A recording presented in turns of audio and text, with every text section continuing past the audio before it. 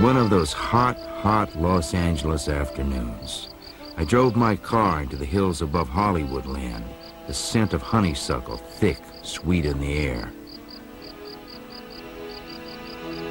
An ordinary house, a Spanish house like all the rest of them in California. White walls, red tile roof, a patio out to one side. Perhaps, looking back, if I'd been as keen to stay out of the house of death as I had been to get in.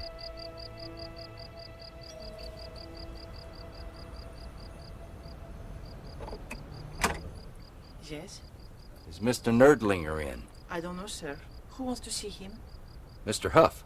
And the business? Personal. Getting in is the tough part of my job, and you don't tip what you came for till you get where it counts. My business is personal. I'm sorry, sir, but they won't let me ask anyone in unless they say what they want. It was one of those spots you get in. If I push the personal, I'd be making a mystery out of it, and if I say I'll wait, I'd be making myself look small, and that never helped a sale yet. All right, I see. I told Mr. Nerdlinger I'd drop in, but never mind. I'll see if I can't make it some other time. She's worried. Maybe she's turning away a friend. Maybe you better come in. Oh, thanks. I walk in, into the darkness of what you reading your papers will call the House of Death.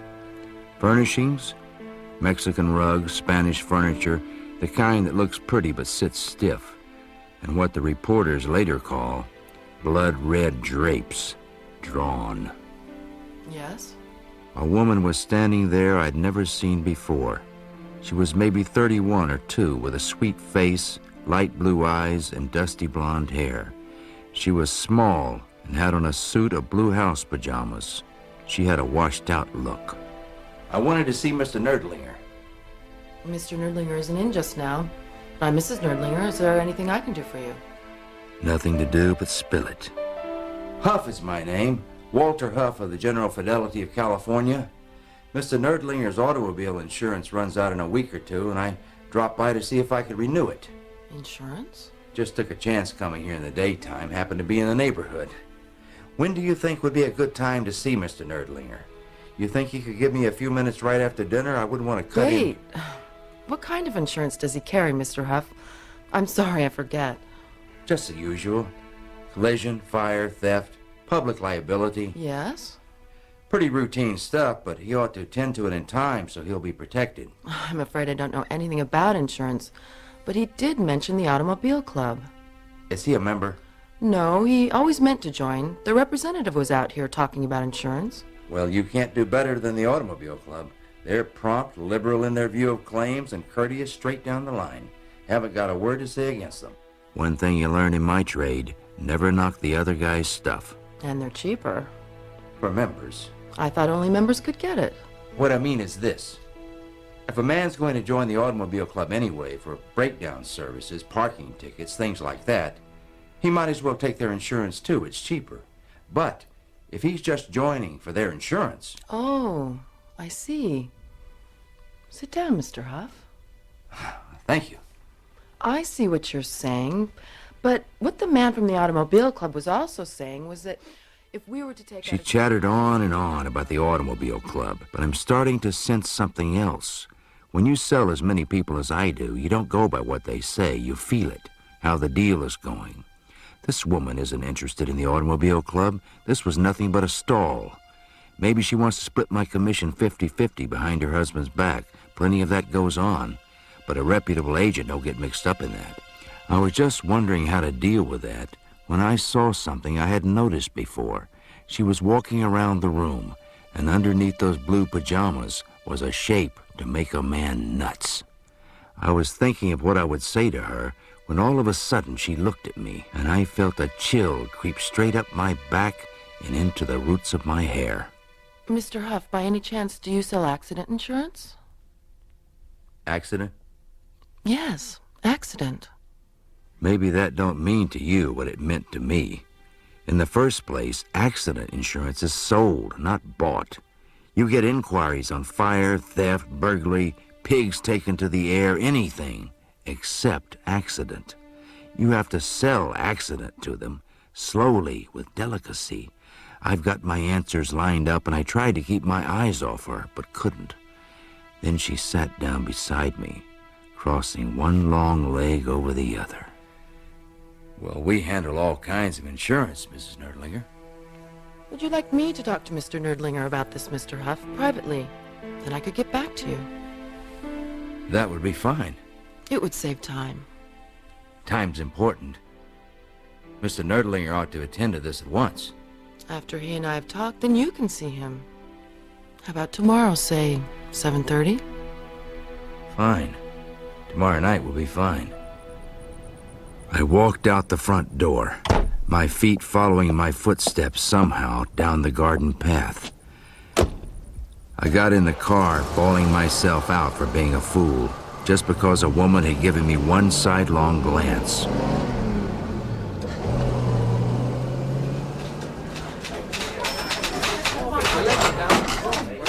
The office, General Fidelity. Didn't notice? What do you mean, didn't notice? It's written down here in black and white. George Keyes, head of our claims department, holding a business conversation down his phone. It's your goddamn job to root out phony claims. Jesus Christ almighty, are we in the insurance business or Never Never Land? Keyes is the most tiresome man to do business with in the whole world. You can't even say today is Tuesday without he has to look on the calendar and then check if it's this year's calendar or last year's, and then find out what company printed the calendar, and then find out if their calendar checks with the World Almanac calendar. He gets fatter every year and more peevish. But give him a phony claim, and he's a wolf. Walter! Keyes? That truck driver down Sacramento you sold that policy to 6 months ago? Yeah? Only turns out he torched the truck, and now he's trying to lay What out... are you beefing to me for? I remember that case, and I clipped a memo to that application saying I thought he should be thoroughly investigated. I didn't like his looks, and I won't Walter, have you... I'm not getting at you. Here's your memo right on my desk. But if other departments in this company were half as nimble as you... Oh. And get this, Walter, even after they issued the policy in plain disregard of your warning, and even with that warning still staring him straight in the face, day before yesterday when the truck burned, they'd have paid in full. If I hadn't sent a tow car up there, pulled the truck out, and found a pile of wood shavings under the engine. Have you got him? Had him in here for a little chat. Broke him. Takes a plea tomorrow.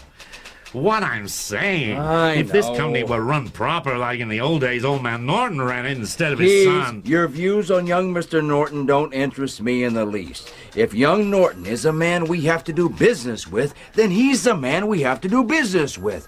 I tip my hat to whoever pays my check. That's your trouble, Walter. You take the easy line. Yeah, and I've never been happier. Bye, Walter. Bye, Keyes. Mr. Huff? Yes, Nettie? Mrs. Nerdlinger phoned. Said it'd be inconvenient for you to call tomorrow night. Said she'd let you know when to come. Thanks, Nettie. Walk back to my office. Sit down and stare out the window. Wonder what advice I'll clip to Mrs. Nerdlinger's form, if I ever get it.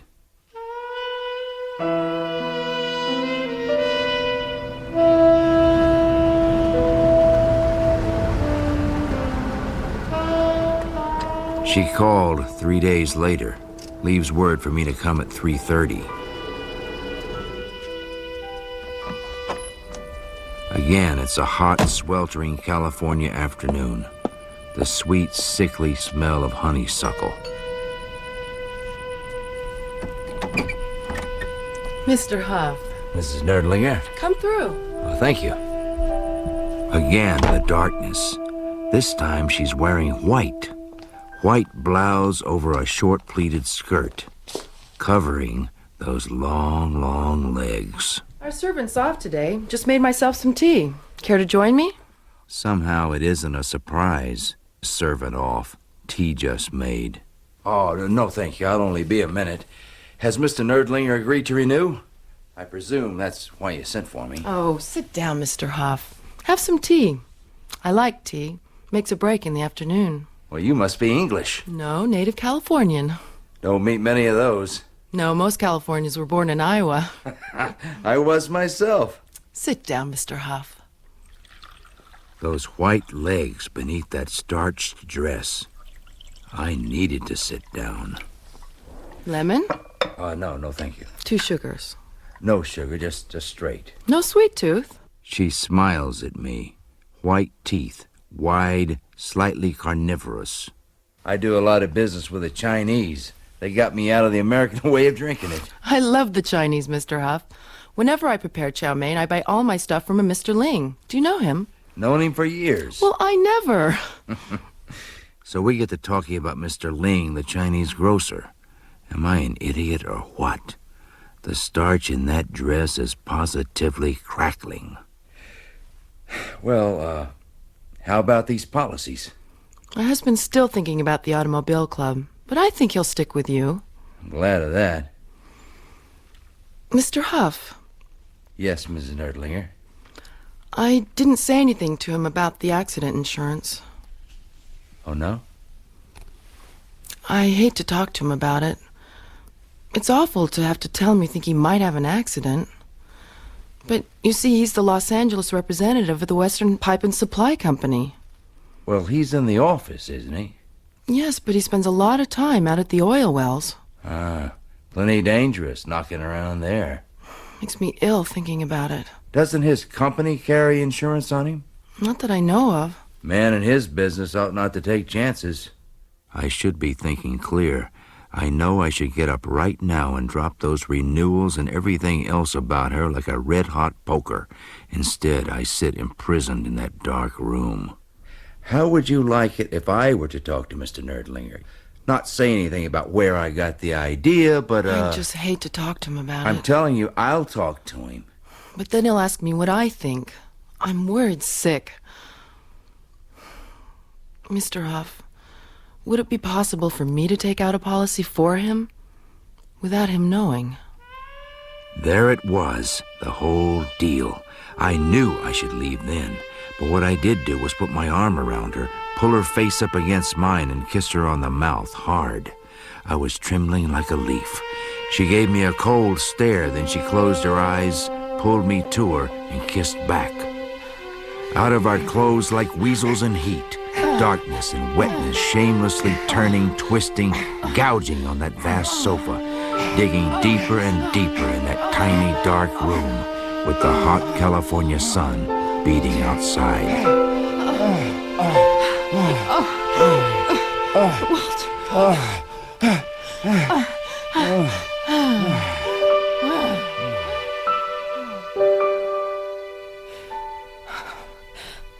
I lost my head. It wasn't all you lost. I've never done this before. Honest.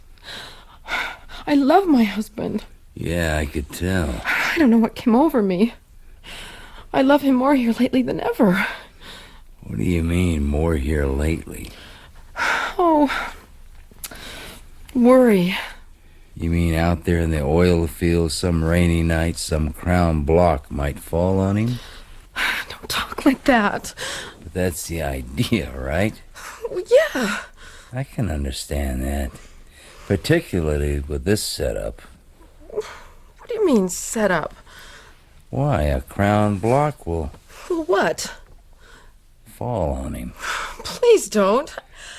I'm worried sick. What makes you say that? You're going to drop a crown block on him. What? Well, maybe not a crown block, but something. Something accidentally on purpose will fall on him. You're joking.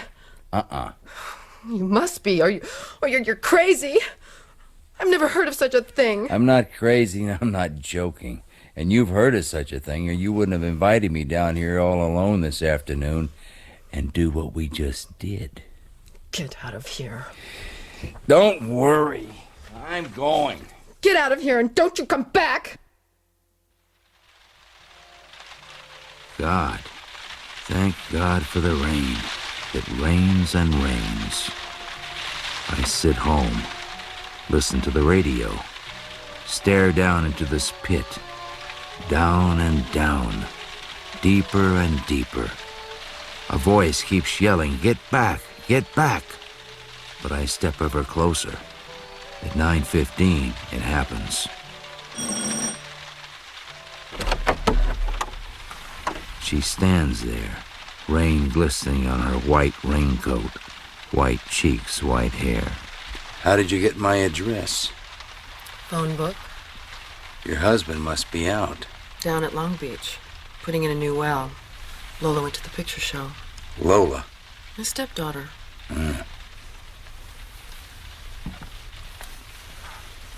Walter, how could you say those things to me? Because they're true, aren't they? That's what you're going to do. That's why I've come here tonight.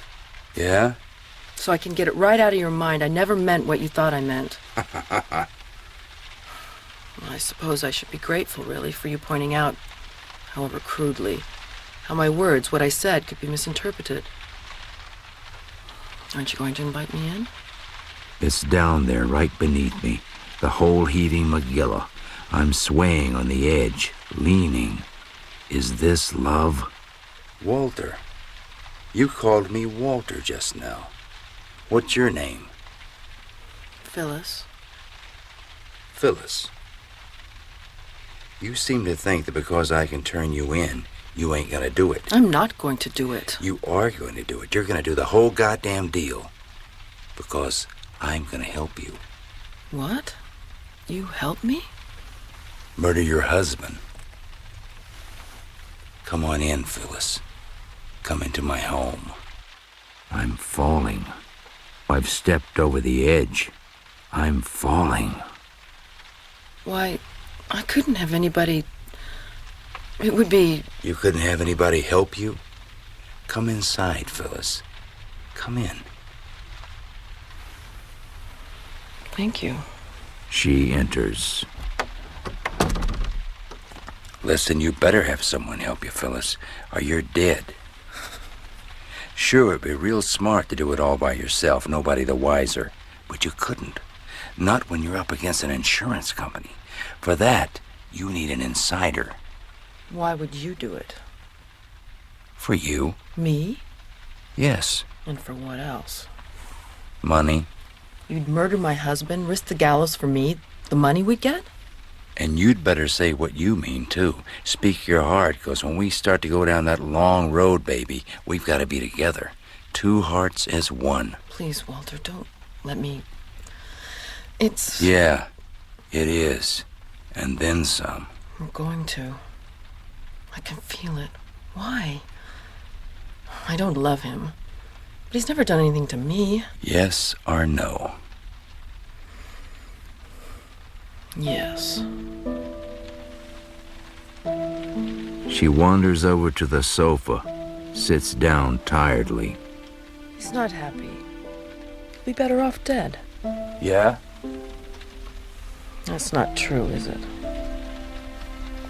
Not from where he sits. I know. But... there's something in me. I don't know what. Maybe I'm crazy. Love's death. I think of myself as death in a white shroud floating through the night. So beautiful and sad. Hungry to make the whole world happy by taking them where I am. Out in the night. Understand, Walter? No. Nobody could. We're going to do it? We're going to do it. All the way to the end? All the way to the end. As we seal our contract on the carpet, I look up and catch our two bodies in a mirror. It's strange. Whatever the charnel house of our loins beneath, chopping, ripping, gouging. Over my shoulder, her face floats cold as a moon in a sky of stars. I turn away, return to my darkness. Over the next few days, we drove unendingly, ceaselessly in my convertible. The yellow sun hammering down, reflecting off two pairs of sunglasses, behind which murder is planned.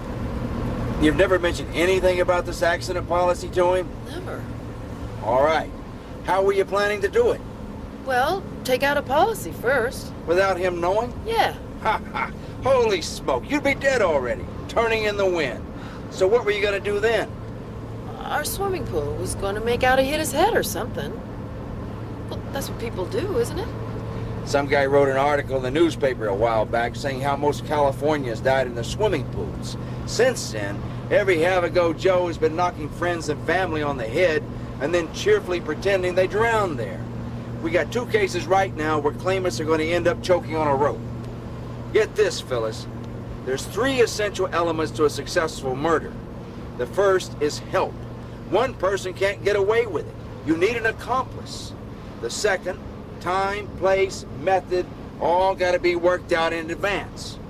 The third is audacity. You gotta have balls. Balls? You ever follow these gangster slangs in the papers? Oh, they're sweet. First they got someone on the inside, an accomplice, telling them where the guy's gonna be and when. Say a cinema, such and such a time. They got the place and the time. Drive up, keep the engine running. Lucky Harry turns up Carnation and Buttonhole, waltzing down the street. At the very last moment, just as he's about to buy his ticket, surrounded by crowds and underneath all the lights, 4 or 5 of them walk straight up, surround him, bang, bang, bang. One in the head, they walk off, climb in their cars, drive off cool as Cary Grant. Now, you be the police and try to convict. Each one's got a cast iron alibi. They were all only seen for a split second or two by people so scared by all the bullets flying around, they didn't know whether they were coming or going. What happens? No one can testify. They walk scot-free. We drive a while, then sit in a cheap diner. I'll tell you something else wrong with your swimming pool theory. No money. They gotta pay you. Yeah, but how much? I'll tell you where the insurance jackpot is. Railroads. Everyone thinks railroads are dangerous, except insurers. We got our tables. We know you're less likely to die on a train than in your own bed, so we make it a big selling feature. Double indemnity, we scream. You die on a railroad train, we pay you double. But hardly anybody does. Exactly. Except one guy. $50,000. 50,000? This is what we do, baby. I got it all worked out. Tomato ketchup on my lips. Cold, greasy hamburger untouched on my plate. I told her, then we left. Dusty traffic roars past us on the dusty road. We make love on the back seat as the hot sun beats down. 2 bodies clad only in sunglasses. You think I'm nuts? All right, maybe I am. But you spent 15 years in the insurance business, maybe you'll go nuts yourself. You think it's a business, don't you? Like your business, but it's not. It's the biggest gambling wheel in the world. A roulette wheel on which you bet your house will burn down and we, the wise guys, bet it won't. We know best because we got all the tables, calculations, and percentages. We know your house burns down less often than you fear it will. So we win. At least my bosses, the rich guys, win. Me, I'm more like the croupier behind the wheel who lies awake nights trying to figure out all the angles. And then one night, one sleepless night, I get to thinking I could crook that wheel myself if I just had an accomplice out front laying down my bets. Then maybe I could jerk that bitch of a wheel plumb off her axis so she spills every last nickel into my lap. Morality? Screw morality. Another thing I call your attention to, Mr. Nerdlinger, a feature we added in the last year is our guarantee of bail bond. We furnish you a card and say you're at the police station following some incident. You produce this card and you're free to go until your case comes up for trial. Since that's one of the things the Automobile Club offers and you're thinking about joining the Automobile Club. Yeah, well, I pretty much gave up on them. He sits opposite me, a big blocky guy with glasses, sweats a lot. I'm glad to hear that, Mr. Nerdlinger. Why don't we fix this thing up right now? Yeah, why not? Phyllis and the witness, her stepdaughter Lola, sit a little way off by the window, winding wool. The papers, Mr. Nerdlinger, if you'll just sign right here, here, and here. One of them, though, doesn't have anything to do with auto insurance. I slipped it in. an application for an accident policy. Thank you very much, Mr. Nerdlinger. And now the difficult part. I have to sell him the accident policy so hard that Lola, the witness, remembers it. Phyllis has to oppose it so hard, Lola remembers that too. Finally, having sold him the thing so hard, I have to ensure he doesn't actually buy it. I'll tell the investigators I sold it to him a few days later in his office, privately. But it won't be me they're suspecting. Oh, One other thing, Mr. Nerdlinger. I Yeah. know it's not a subject most of us like to think about, let alone discuss. But you're a family man. Here you are sitting in the bosom of your family. What is this? You have family responsibilities, and you're in a sometimes risky business, the oil business. I was wondering if you'd ever considered taking out an accident policy. I thought you'd come here to sell automobile insurance. I don't want you having anything to do with any accident policies, Brad. Phyllis, let me deal with this. We go on for half an hour at least, me hammering on, thinking up every reason why he should buy it. Phyllis opposing me tooth and nail. Nerdlinger sitting there in the middle, impotent, waiting for me to go. At last, I rise. well, I guess that just about wraps it up. Yeah. I'll be going now. Oh, Mr. Huff? Yes? Lola, isn't it? Yes, I was wondering. I've got to go downtown to the movies. Would you mind giving me a lift? Well, sure. Sure. The last thing I wanted, but I couldn't refuse. We go down to my car and drive off. Mr. Huff? Yes? I think I should tell you. I lied. Lied? I'm not going to the picture show. No. I'm meeting someone. Secretly. Oh. At the drugstore. You won't tell him me, will you? You know, there are reasons I don't want them to know. At home. No, of course I won't. It's just here.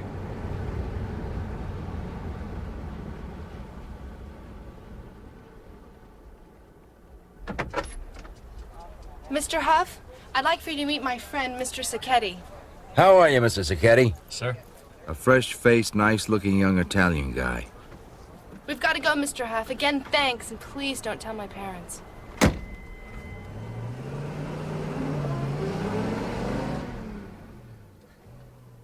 I arrive home. Phyllis turns up humming a Nelson Eddy tune. You like my dress? Huh?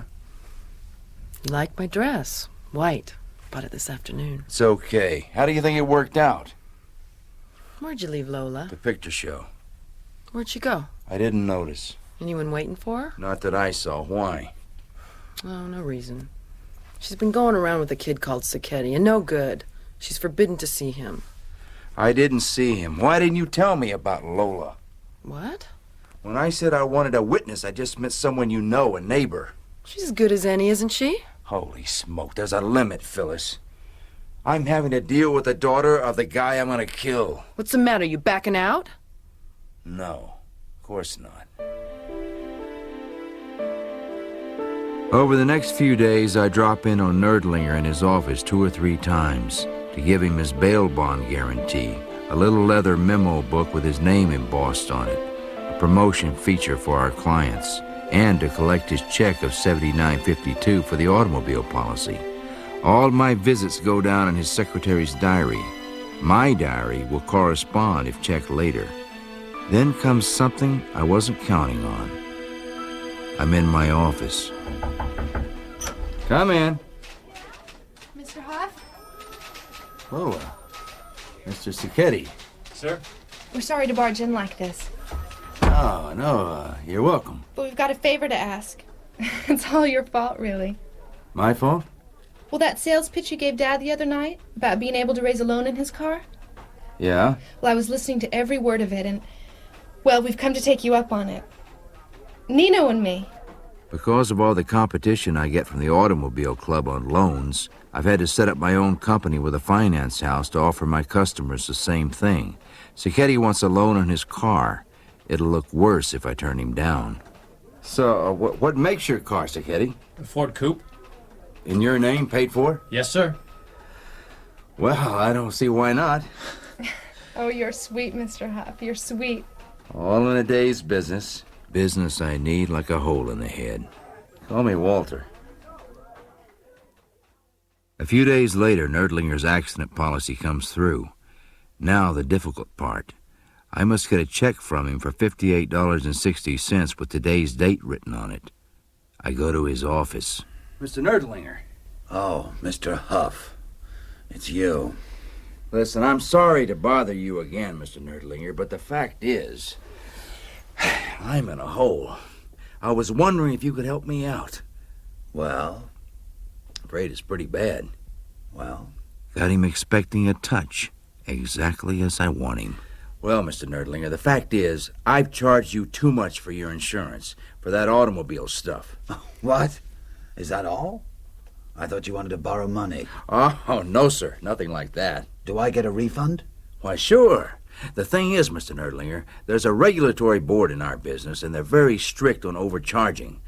I didn't even realize I'd done it myself till I was checking my monthly accounts this morning. What do you want me to do? There's one way I can fix it. Your check, of course, was deposited, but if you'll let me give you cash for the check you gave me, $79.52, I've got it right here, and give me a new check for the correct amount, $58.60, that'll balance it. They'll have nothing to investigate. Well, what do you mean, balance it? Well, you see, in multiple card bookkeeping, there's double entry accounts and single... I carry on. Total baloney, but it sounds great. I see. Well... He looks out the window. A tiny glint enters his eye. Yeah, why not? Offer a guy $20 in the hand, and he isn't going to ask particulars. He even writes insurance on his check stub. Which leaves one tiny problem. Phyllis and I lie in bed racking our brains. How the hell do we get him on a train? He's going to his class reunion in Palo Alto. When? About 4 weeks. That's it. What we've been waiting for. But he wants to drive. He hates trains. Claims he gets train sick. Can you put on an act? I did. I put on all the act I dare. Didn't budge an inch. Such an act Lola is hardly speaking to me anymore. I can try again. Holy smoke, no. How about this? The day before he sets off, I bang up the car, so it has to go in the shop. Then he'll have to go by train. That's the first thing they'll check. And Lola's evidence wouldn't be exactly helpful. Anyway, we need the car. Jeez. Think, baby, think. What do you think I've been doing? Every second of every day I'm thinking, Walter. Thinking of just you and me. You, me, forever? Forever. At last, a break. I've stopped her phoning me at the office. She calls me at home from a public call box. Baby? You alone? Yeah. It's terribly important. The whole Palo Alto trip's been canceled. He's broken his What? leg. Don't even know how he did it. Down in those damn oil fields somewhere. It knocks the whole thing on the- No, it doesn't. What? Don't you see? Now he's got to go by train. With a broken leg, he can't drive the car. It helps us. How? We've got to make it appear that he gets on that train, even though he doesn't. What do you mean? Everyone will remember a guy with crutches and a leg in plaster getting on a train. They'll remember the crutches and the plaster anyway.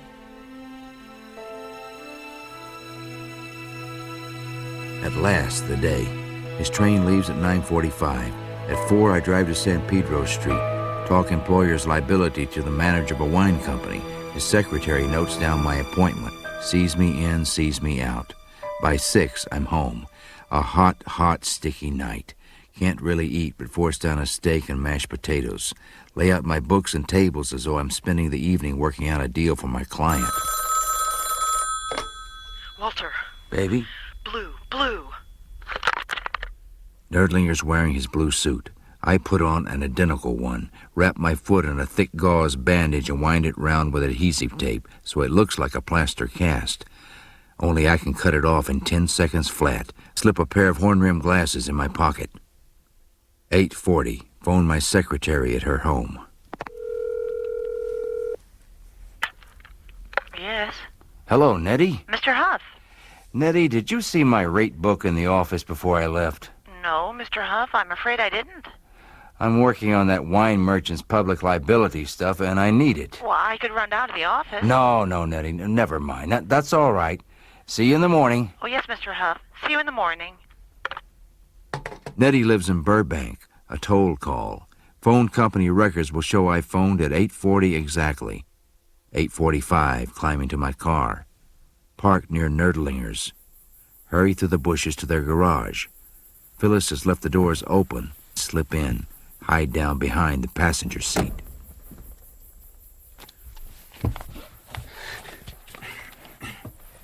Oh, let's go to this picture show. That's what you told me. Help me with my leg. Okay.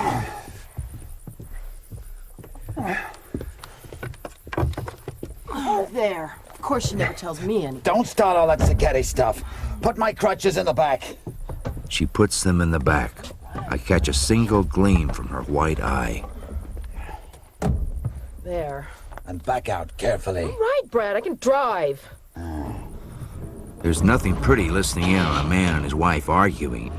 But after all the planning and waiting, it's action. We drive down Palomino Boulevard. The unlit section is coming up. He sits in front of me. Then I hooked one crutch under his chin and jerked his head back. Harder! Harder! Right! You done it! You done it! You cracked his neck! Keep your goddamn eyes on the road, Phyllis. We ain't even started yet. I love you, Walter. Yeah. We approach the station. Nerdlinger covered up in the back. Me in his place. Hat, suit, glasses. Wipe the sweat off my face, pick up his still smoking cigar off the floor and put it in my mouth. Walter, we're here. Call me Brad. Brad. Brad, shall I park here? Right. We park a block from the station so no porter in the parking lot opens the door and Brad comes tumbling out. We walk. She's 2 paces in front of me, carrying the luggage like a good wife. I hobble along behind, hat down, eyes down, like I'm watching where to put my crutches. My face screwed up by his cigar smoke running in my eyes. What's my carriage? Car C, Section 8. Damn. What? Look outside the carriage. 2 conductors and a porter. What do we do? You go up to them with the ticket and talk. I'll try to get on without them taking notice. Excuse me, is this the 9:45 to San Francisco? Yes, ma'am. I carefully make my way, hat down, to the steps. Then... Excuse me, sir. It's all right. Can I help you up? Thank you. All right. Leave my husband alone, please. Ma'am. He doesn't like to be helped. Oh, sorry, sir. Didn't get a good look. I'm getting up on the train, the conductor and porter turning their backs to allow me privacy. You okay, honey? The porter's putting your bags in your compartment. Come back to the observation car, Phyllis. I'll say goodbye to you there. Okay, Brad. Walk back through the cars. Perfect. Everyone notices me, but no one looks at me. They all look at that great white thing stuck out in front of me. Guess it's unlucky to look a cripple in the face. The observation platform. Jeez, there's a guy in the corner smoking a cigar. You never get guys here at the start of a journey. Parking. Parking, Phyllis, parking. What? Parking. Oh! Gee, Brad. What? I'm really sorry about that parking. What? I can't hear you. I'm really sorry about that parking. Oh, forget it. I thought I was headed for the station, but I got all mixed up in those streets. I told you, honey, forget it. I hold my watch out to her, away from him. Tap it. Still 7 minutes before the train leaves. She needs a 6-minute start for what she's got to do. She understands. Brad, would you mind if I left now? Not at all, honey. No sense dragging it out. Have a good time, honey, and 3 cheers for Stanford. You bet. She leaves. I wish the guy in the corner would, but he's stuck there. As the train starts, he throws away one cigar and lights another.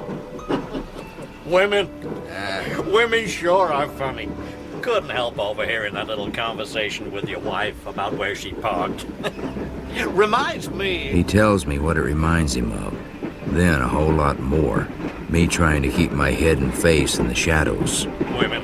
Plumb dumb sometimes, especially behind the wheel of a car. Yeah.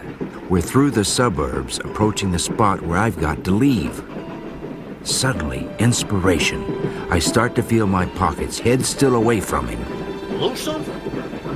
The ticket, I bet my wife, she packed it in my suitcase.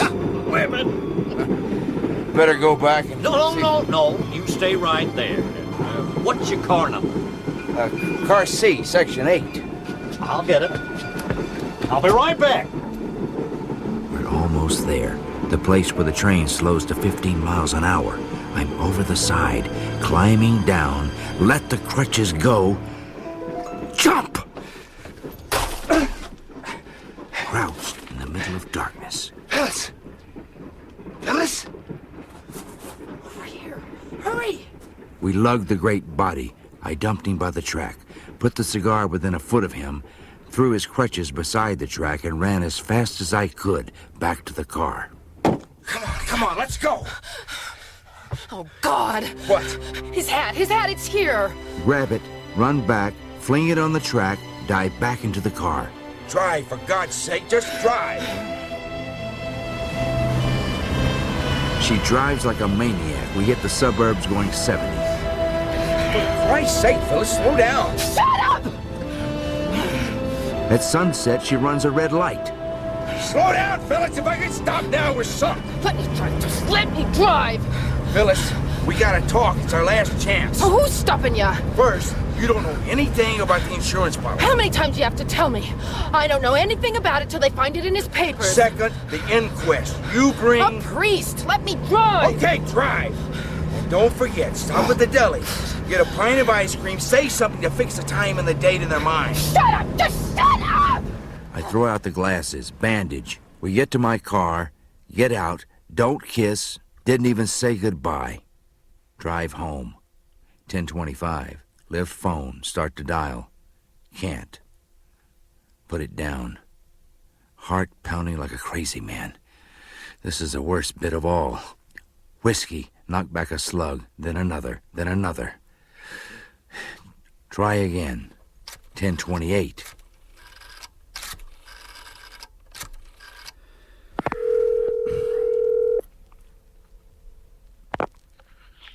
Hi, Schwartz. Hello, Ike? It's Walter Huff. Walter, you okay? Your voice sounds a bit funny. No, I'm fine, Ike. Listen, will you do me a favor?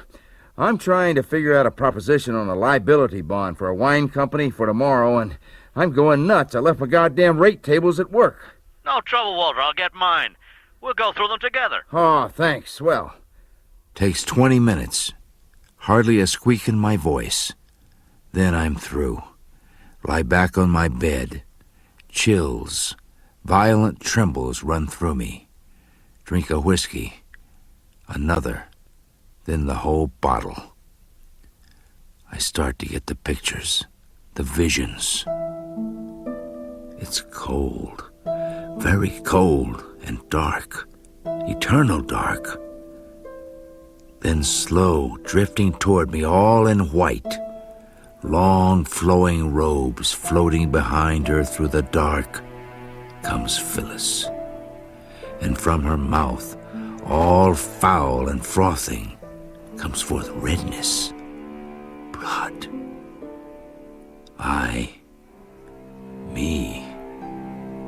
I've murdered.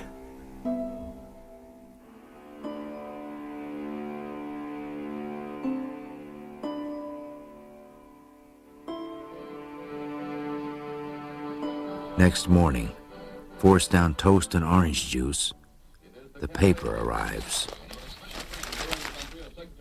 Oil man dies in train fall with injuries to head and neck. The body of B.S. Nerdlinger was found last night on the railroad tracks. Police say his unfamiliarity with crutches may have caused him to fall from the observation platform. Surviving are a widow, formerly Miss Phyllis Belden, and her daughter Lola. Mrs. Nerdlinger, before her marriage, was a nurse. Hello? Mr. Huff, oh, Nettie, yes. there's been an accident. One of your customers. I know. I just read about it. Mr. Norton wants you to get down here right away. As I expected, the office in turmoil. Keys dispatching agents, receiving telegrams, yelling down phones. I explained how I propositioned Nerdlinger at home. His wife and daughter opposed. I brought it up a few days later in his office. He bought it and made me swear not to tell his family. A few days later, I went back to collect his check. Young Norton has me into his office for a powwow. Norton's got it all worked out. A clear case of suicide. The company's off the hook. Suicide, Mr. Norton? Nerdlinger takes the policy out in secret. Tells no one. If Huff here had been on the ball... Excuse me, Mr. Norton. No need to get sore, Huff, but you've got to admit it looks funny. It didn't look funny at all. Now, if she had tried to insure him without him knowing... Walter's right. Leave him alone. Now, your suicide theory. All right. Nerdlinger's got the policy. He takes a train, goes back to the observation car. There's this man there. I've just spoken to him in San Francisco. Cole Jackson reckons Nerdlinger was acting funny. Anyhow, Nerdlinger invents a cock and bull story, gets rid of Jackson. Suicide. Mm-hmm. So what do you suggest we do, Mr. Norton? Wait for the inquest. The police might do all our work for us. Keys mops his head. Thinks real long. Lights a cigar.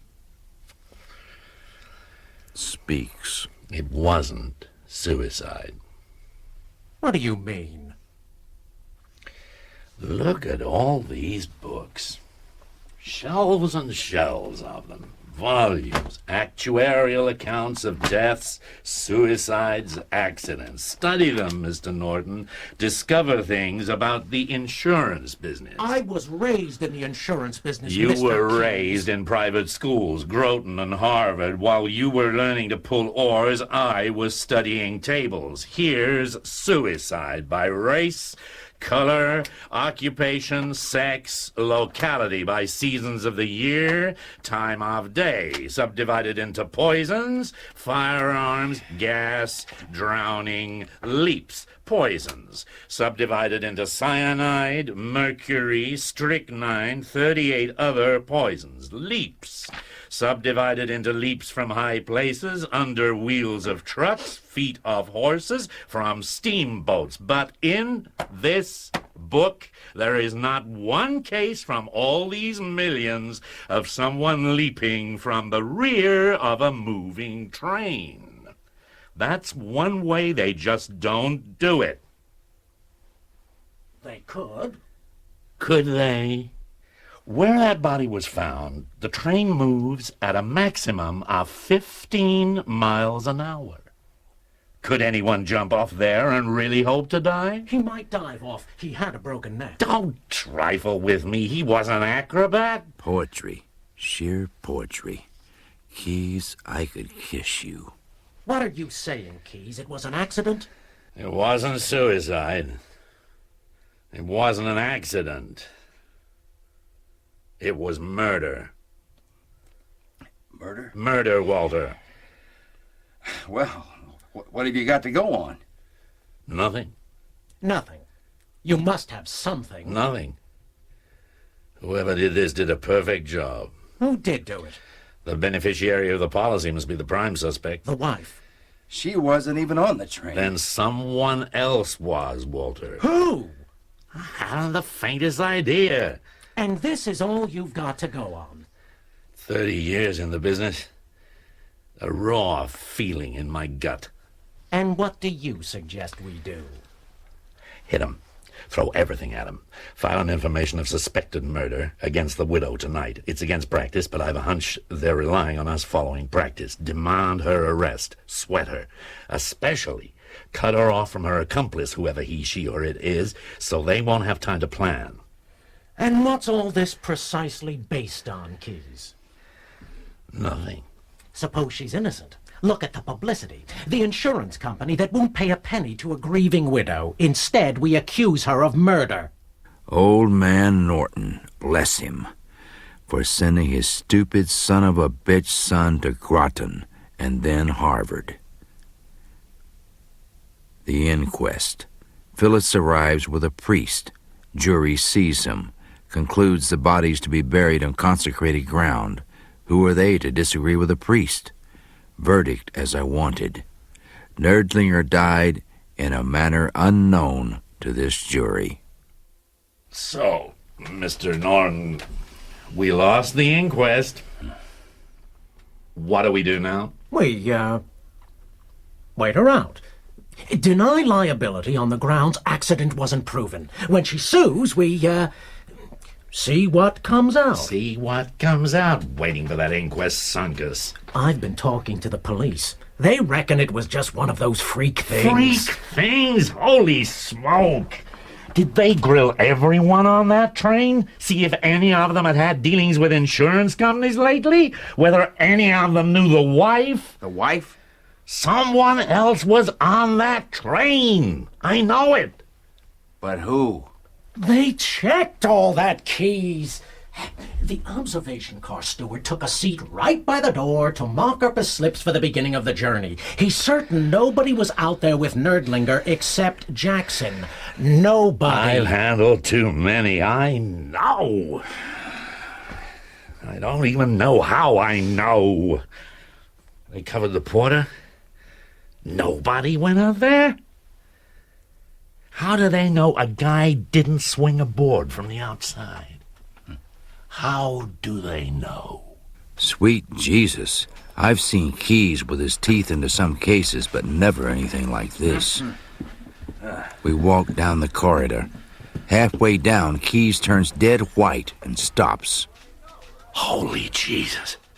What is it, Keys? What is it? Didn't I tell him? Didn't I? Go for the widow. Go for her throat. Now, what are you talking about, Keys? I've got it. Nerdlinger was never on the train. What? Dead already. Someone else took his place, took his crutches. No wonder the guy had to get rid of Jackson. Couldn't be seen alive beyond the place where the body was to be dropped. This is how they did it. Kill Nerdlinger, drive to station. He gets on dressed as Nerdlinger. She drives to the place. Train goes past, ding-a-ling. He jumps off. Body dumped, drive like fury. She picks up ice cream at drugstore 10:20. I bet he's got a perfect alibi by 10:30. Something the matter, Walter? You're looking ill. No, I'm fine. Oh, it's this damn heat. Yeah. Come into my office. Right. So, what are you planning to do, Keys? Norton's gonna sit back, let her come at him, prove it isn't suicide. Fine. Suits us perfect. Yeah. Meanwhile, I cover her. Every single inch. 3 men on her, morning, noon, and night. Telephone bugged, mail opened. I'm gonna know everything. Yeah. Sooner or later, the other guy, her accomplice, has to show. We pounce, turn that courtroom into a 3-ring circus. I'm gonna make that goddamned Harvard-educated Norton eat every word he spoke. He's got us. If she sues and loses her head in court, we're done. If she doesn't sue, it's even worse. All this so I could spend a few minutes out of that hot California sun, hidden away in that dark, dark room. Double indemnity, double or die. Go home. Sit there. I couldn't sleep, couldn't eat, couldn't even get drunk. Wait for Phyllis to call. Walter, Phyllis, something the matter? where are you? Drugstore, can't phone from home. Lola's acting strange. What's the matter with Lola? Upset. That's understandable. Tomorrow they open the safe. The policy's in there? I put it there. Okay. Your lawyer will be with you. Instruct him to put your claim in. Walter, what's the matter? Listen, here's something you mustn't tell your lawyer. You mustn't in any way let him know you know. But baby, they're not going to pay that claim. What? They think it's suicide. You're going to have to prove it wasn't in court. Your lawyer will want to sue us, and you let him. Walter! Now, you've got to hold yourself together in that court, baby, or we're both sunk. Of course I will. And another thing, I can't see you. What? They've got men watching you. They're plenty suspicious, and not just of suicide. Gee, This is serious, Walter. It is. Do you still love me? You know I do. Think of me all the time? All the time, baby, all the time. I loved her like a rabbit loves a rattlesnake. That night I did something I hadn't done in years. I prayed. The next morning at the office, things got worse. Mr. Huff? Lola, come in. Sit down. Thanks. I was very sorry to hear about your father. Thank you. It must have been terrible for you. How are you? Fine. And your stepmother? She's fine. Fine. And Mr. Sacchetti? I'd rather not talk about Mr. Sacchetti. Oh. Mr. Huff, you did something for me once. And since then I've thought of you as a friend. I want to talk to you. Not as someone in the insurance business, but as a friend. In confidence. I see. Oh, I keep forgetting. I'm supposed to call you Walter. Oh, call me whatever you like. It's funny how easy I feel with you. It's funny how easy I felt with her, all things considered. About my father, his death, I think that there's something at the back of it. What do you mean? I don't know. There was this suggestion of suicide. No, Walter, I don't mean suicide. My father wouldn't commit suicide. It's these thoughts that I've been having. Thoughts? The first time I had them was when my mother died. Phyllis was her nurse. Oh? Mother had very weak lungs. One winter she comes down with pneumonia, and one night, must have been about 2 or 3 in the morning, everybody else except Phyllis is asleep. I go into my mother's room. The windows are wide open. It's freezing outside. A second later, Phyllis comes in, sees me, and immediately starts blustering about the wind having blown them open.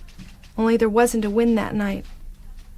I couldn't prove anything. Mother died the next day. Phyllis married father. But the thoughts I had then, I've had them again. Now, hang on, Lola. You think Phyllis is nice, don't you? Sweet. Lola, just calm down. What are you actually saying to me? What do you want me to do? I don't know. Yet. Just for you to listen. I haven't told you everything. No? I don't want to. Yet. I can't believe it myself. Have you told anyone else about these feelings? No. Don't. Especially not your stepmother. I've left home. Couldn't stay there. Got an apartment in Hollywood. Look, Lola, go home. I'll think about what you've said, then I'll get in touch with you. Okay? Thank you, Walter. Thank you. Damn. What's happening? Where's it all going? Everyone in the office must have seen her. Do I tell Keyes about what she said? Walter? Oh, no. Never guess what happened. What? The guy in the Nerdlinger case. At last he's shown. He's been round her house for the last 5 nights. What? Who? Never mind, but he's the one. Now watch me go. Tonight I don't go home. I stay working late till everyone else is gone. I avoid the night watchman and sneak into Keyes' office. On his desk, one of those dictation machines. One memo to Mr. Norton. Agent Huff. Regarding your proposal to put Agent Huff under surveillance. I disagree absolutely. Of course, in cases like this, an agent is automatically under suspicion, but all his statements check closely with the facts. I've investigated all his movements on the night of the murder, and there is absolutely nothing to arouse suspicion. In addition, I trust him. Agent Huff has an exceptional record in exposing fraud. This whole proposal should be dropped. Thank you, Keyes. Thank you very much. 2 for the Nerdlinger file. Summary of surveillance reports on wife. A daughter left home. No surveillance deemed necessary. Widow remained home except June 8th when she took automobile ride.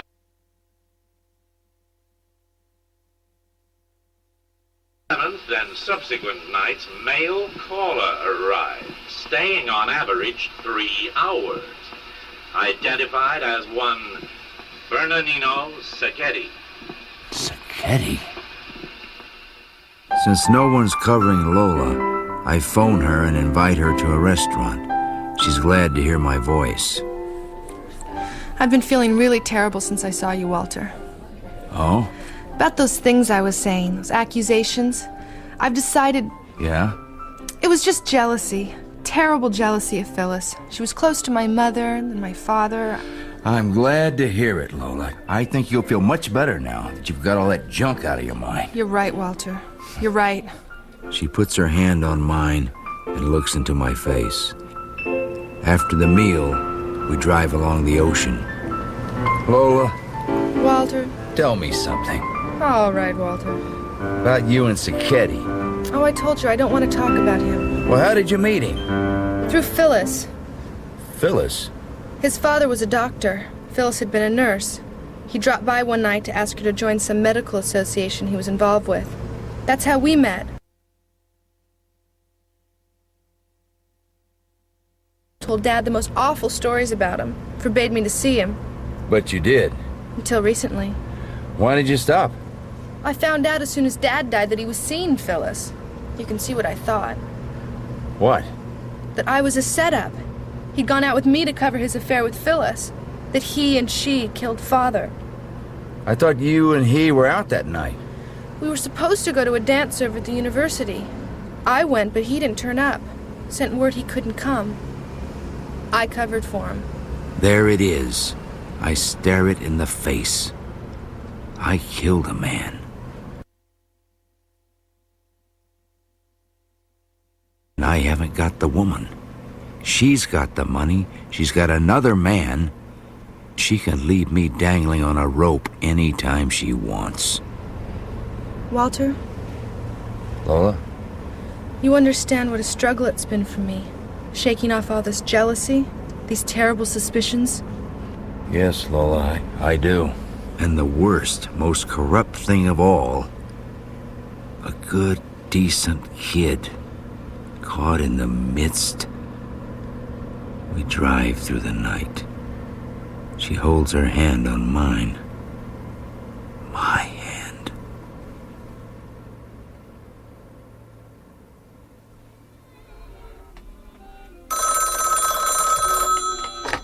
Walter? Phyllis. Okay to talk? Yeah. I'm dying to see you, Walter. I'm dying to see you too, baby. Did like you told me. My lawyer's filing suit. Oh, swell. He reckons we got a really good case. Can't believe the suicide thing they're putting against Brad. Phyllis, baby, it might not just be suicide. What do you mean? You know what I mean. They can't prove a thing. They're just stalling so they don't have to pay me. The mean, cheap skinflints. Walter? Phyllis? I love you, Walter. I love you so I could die. Yeah.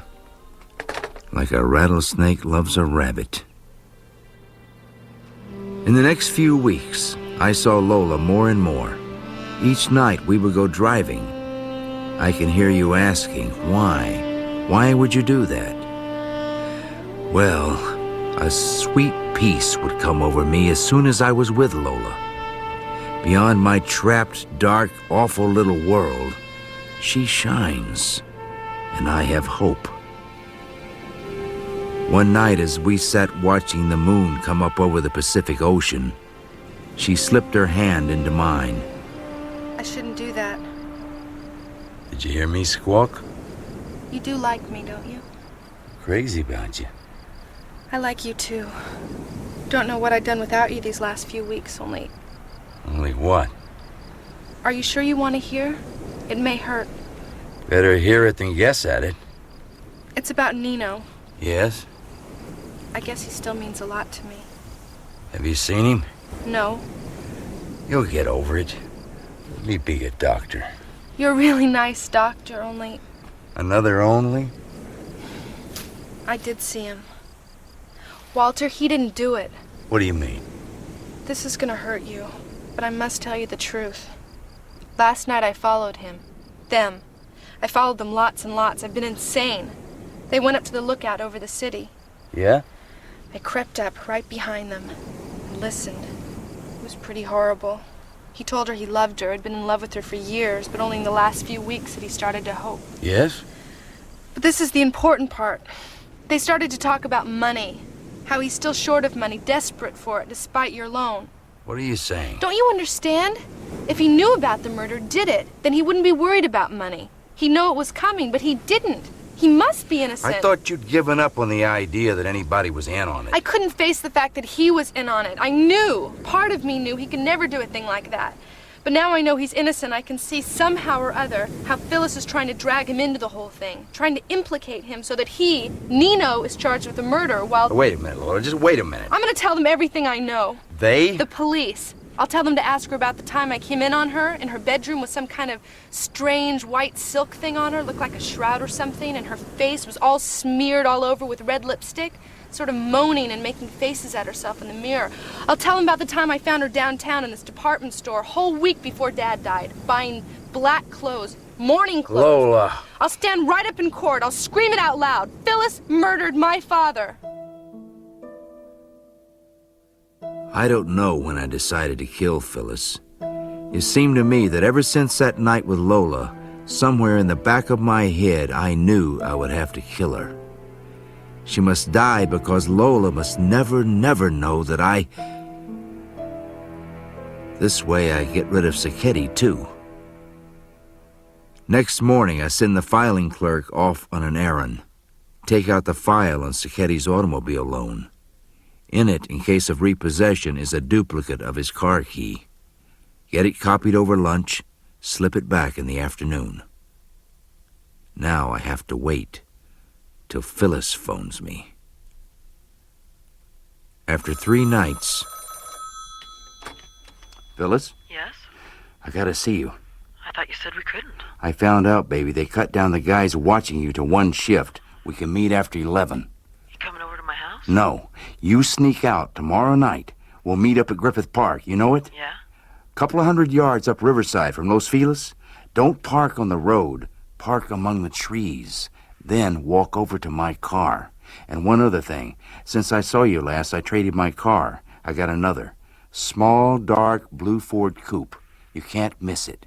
A blue coupe? Right. That's funny. Huh? What's funny? Oh, nothing. See you tomorrow, Walter.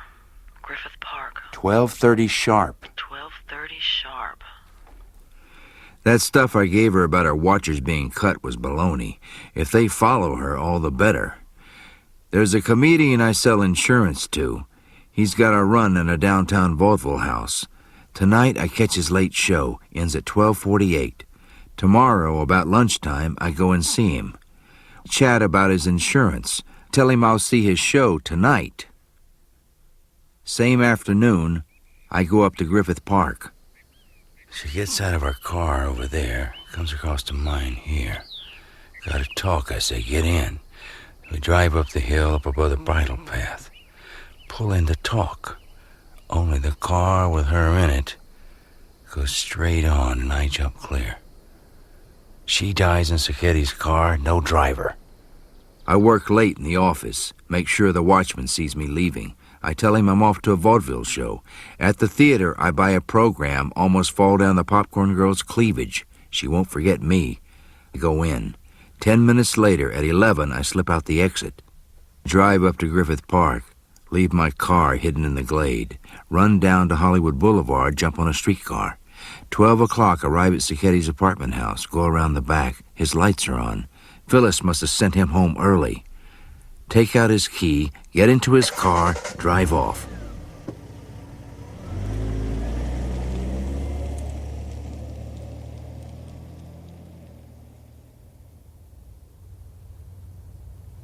Griffith Park. It's quiet, misty. I wait. 12:28. My throat dry as dust. A twig crackles away off. 12:30. Where is she? Another twig. This time a lot closer. Wind down the window, but all there is swirling about is a white mist. I stick my head out. Then... a pain in my chest, a flash. Something hit me like Jack Dempsey. Feet running off. If I stay here, in the stolen car of the guy Key's been following for 5 weeks for murder, I'm finished. Drag myself out, pulling out the key, stagger up the road toward my car. Can't walk straight. Door opens kind of funny. I fall in, pass out.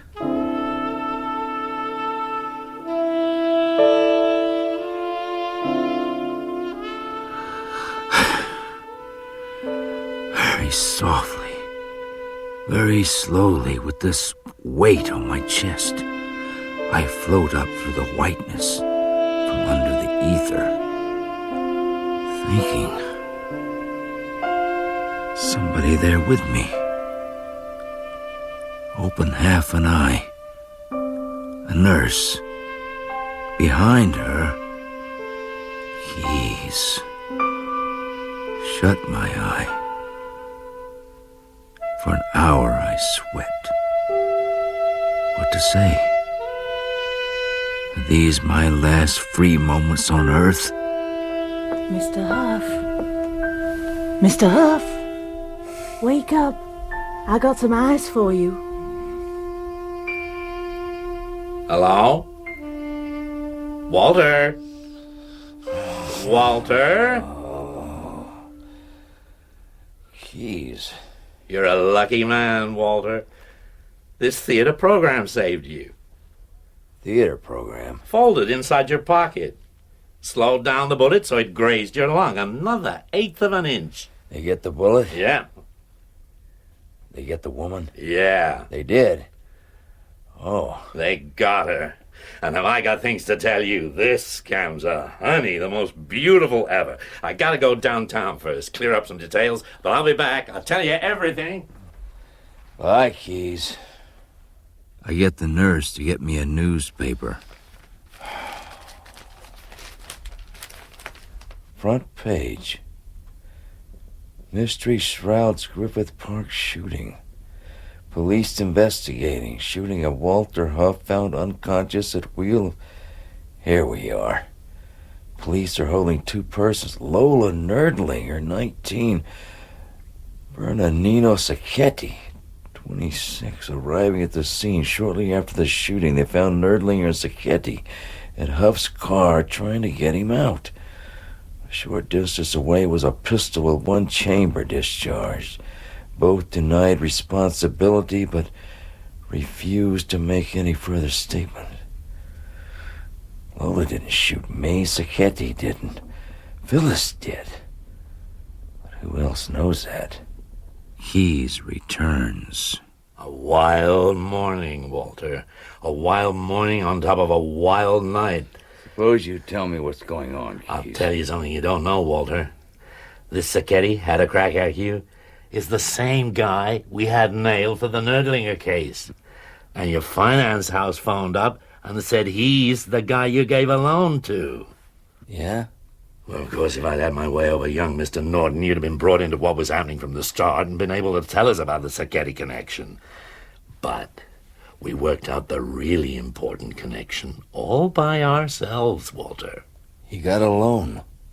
Sacchetti was in your office the day you delivered the policy to Nerdlinger.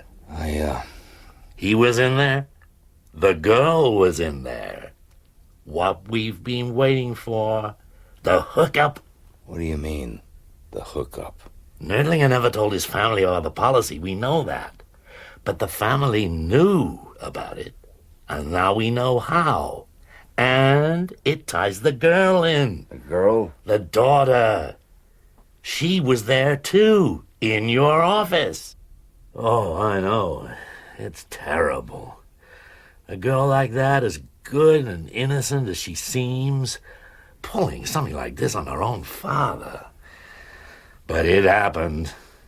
And for $50,000, it'll happen plenty more. No. Yes.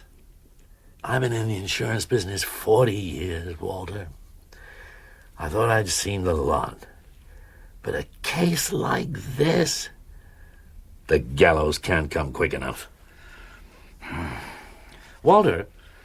Yes? There's one link we don't have yet. They tried to kill you For something you could testify to when the case came to court. Now what? I don't follow. Now what is it you know about them they would kill you for? Their being in your office, that isn't enough. It must be something else. Oh, you've probably forgotten about it. I can't think. Doesn't mean anything to you. Well, there's no particular hurry. That's the beauty of this case. You can't appear at a hearing till next week. Meanwhile, our friends, the police, will have Miss Lola and Mr. Sacchetti down at the station giving them the rubber hose treatment. They'll be singing soon enough. Especially that girl. Singing to save their necks. I closed my eyes. Couldn't think of anything but Lola. A lot of cops around her. Maybe beating her up. Trying to make her spill something she knew no more about than the man in the moon. Keys? Yeah? There was something. Now you speak of it. What are you trying to say, Walter? I killed Nerdlinger. He sits down. Finally, he sees through the insurance scam and right out the other side. After he's got over the shock, I tell him how I did it. He sits for a while, then rises to go. Keys? I got to go, Walter. See they don't beat her. See they don't beat that girl. I'll do my best. Suddenly, I don't exist. I lie there for hours and hours. Finally, Keys reappears. Walter? Keys? You haven't spoken to the police. You haven't repeated anything you've said to me to anyone else. No. Terrible thing you've done, Walter. I know. I'm sorry. I liked you. I liked you too, Keys. Don't often get to like somebody in our trade. You can't afford to. The human race looks sort of crooked. Did you see her? Lola? I didn't tell her the truth. She still thinks Sacchetti shot you. Why'd she think he shot me? For jealousy. She's sorry for you, but... She's pleased Sacchetti still loves her. Yeah. She was following you when you drove in Sacchetti's car. She thought you were him. Keys, even I worked that out. But what was he doing there? Huff? There's a story. Yes? You got yourself tangled with an Irrawaddy cobra of a woman. A psychopath.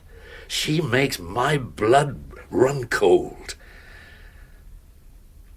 Sacchetti wasn't in love with her.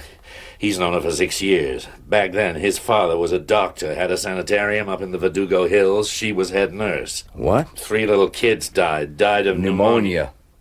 You heard about it? No. Oh, you know how the first Mrs. Nerdlinger died. Anyhow, Sacchetti's father gets the blame for these deaths, loses his license, dies shortly afterwards. Sacchetti has his suspicions. But Phyllis has left, gone to join the Nerdlingers. The angel of death. Mrs. Nerdlinger dies. He's desperate to bring her down, but how? He gets crafty. He goes to her house. They chat about old times. He asks her to join this nurses' association. He pretends to have set up anything to keep her talking. But then Lola comes in. I see. He's attracted, so is she. He's torn. They meet. He falls in love. Does he rip her family apart? He decides he can, so he stays away without letting her know why he refuses to meet her at her home. Nerdlinger dies. Sacchetti realizes she'll destroy everyone, including Lola. Drops Lola to concentrate on her. Phyllis is very welcoming. All the better, Sacchetti thinks. He's really getting somewhere, vital information. And all the time your men are watching him. An Irrawaddy cobra. Then comes the other night. Phyllis sends him off early. He's suspicious. Earlier, she's been asking him about Griffith Park.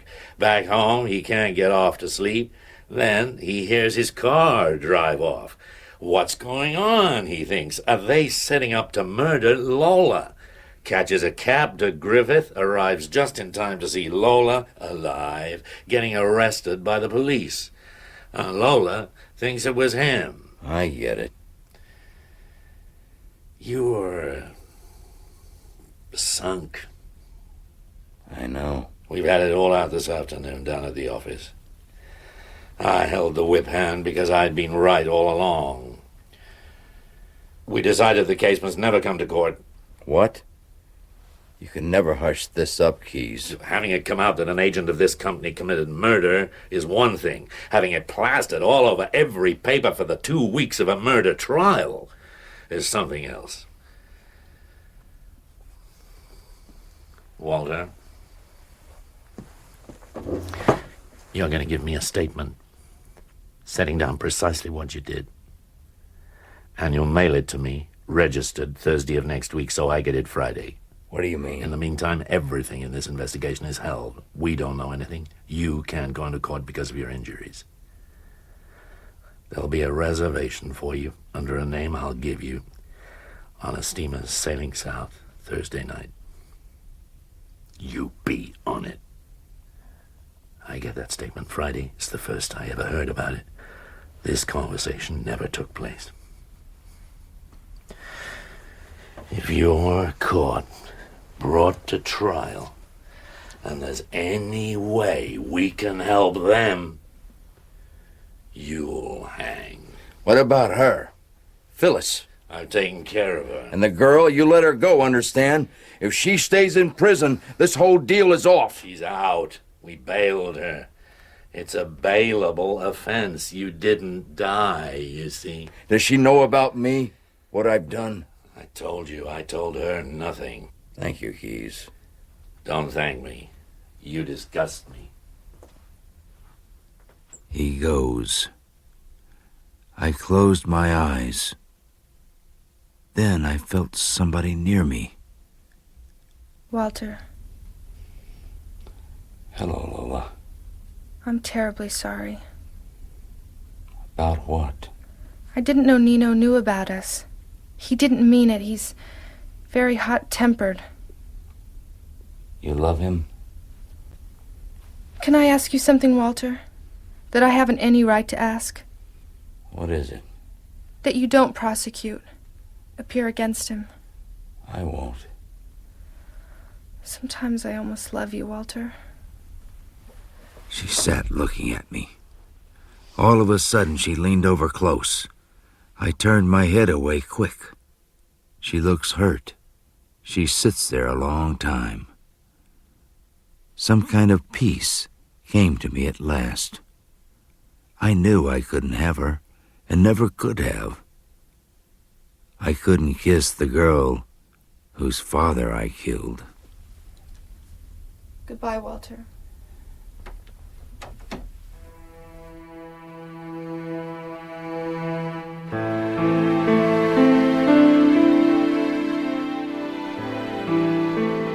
I mail the statement and board the ship.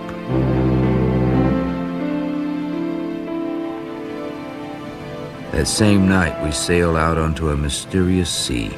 I sleep the sleep of the dead. I, who was nothing, who became something, now pass back into nothingness. Next morning, I rise, ocean everywhere, eternally. Take breakfast, walk the decks, sleep on deck chairs. In the afternoon, I wake. Not the same. Before I even looked, I knew who it was. Walter, You're on this boat? your man Keyes. He's quite a matchmaker. He is. Seen the ship's newspaper? No. We're in it. Quite famous. At least our old identities are. We're the talk of the ship. You don't seem worried. I've been thinking about something else. Walter, could we get married? Married? Be together. Phyllis, I've heard about all those people you killed. Little children, men, women. They're all with me. Together, here with me. We're all one family now. On a voyage without an end. I want you to join us. I stare over the stern, the white wake churning behind us, sun setting over the sea. Then I see something in the water, dark, sinister, following the ship. A shark. Tonight, after the moon has risen, we could come back here to the stern, all in white, dressed for... Just for? True love. True loving. Jump together over the stern, into the arms of... I'll come. I'll be here. I return to my cabin. On the way, I see the captain eyeing me. He knows. We don't have long. I sit, I wait. I breathe in, I breathe out. Night. The gentleman in the dark suit still plows back and forth behind the ship, waiting.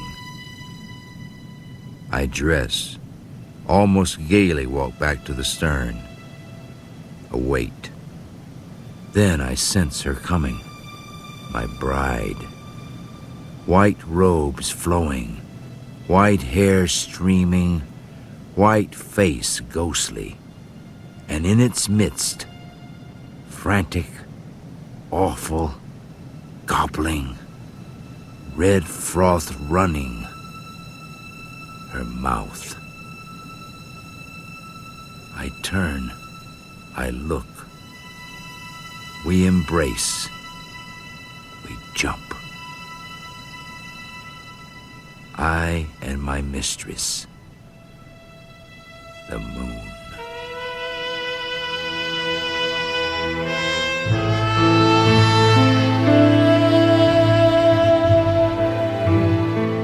In Double Indemnity by James M. Cain, adapted for radio by John Fletcher, Walter Huff was Frederick Forrest, Lola was Molly Ringwald, Phyllis was Teresa Russell, and Keyes, John Wood.